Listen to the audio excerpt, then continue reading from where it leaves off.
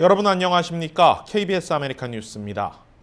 남가주 대부분 지역에 통행 금지령이 해제된 가운데 이번 주말 동안에도 항의 시위는 계속될 전망입니다. 다만 방화나 약탈 등 폭력적인 양상이 다시 나타날 경우 통행 금지령은 다시 내려질 가능성도 배제할 수 없습니다. 이채은 기자입니다. 오늘부터 이번 주말까지 곳곳에서 시위가 이어집니다.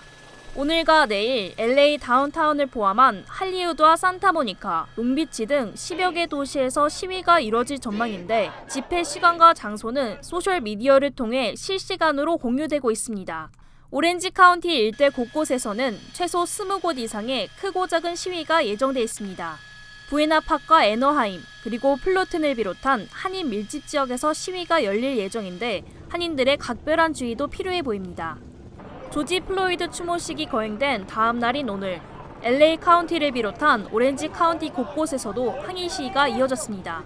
지난 주말과 같은 약탈과 방화는 줄어들고 시위 대부분은 평화적으로 마무리됐습니다. 불법 행위에 대한 경찰의 단속과 체포가 강화되고 있고 시 정부의 발빠른 대응도 폭력 시위를 줄이는 데 기여했습니다. 하지만 시위대 규모는 점점 늘어나고 있어 아직 안심하긴 이른 시점입니다.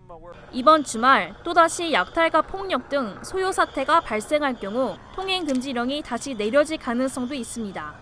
LA 카운티의 통금은 해제된 상태지만 88개 독립시정부는 통행 금지령을 얼마든지 재개시킬 수 있습니다.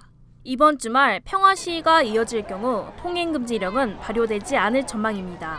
하지만 지난 주말과 같은 폭력 시위가 다시 일어날 경우 밤 시간대 통제는 다시 이뤄질 수 있을 거란 분석입니다. KBS 뉴스 이채은입니다.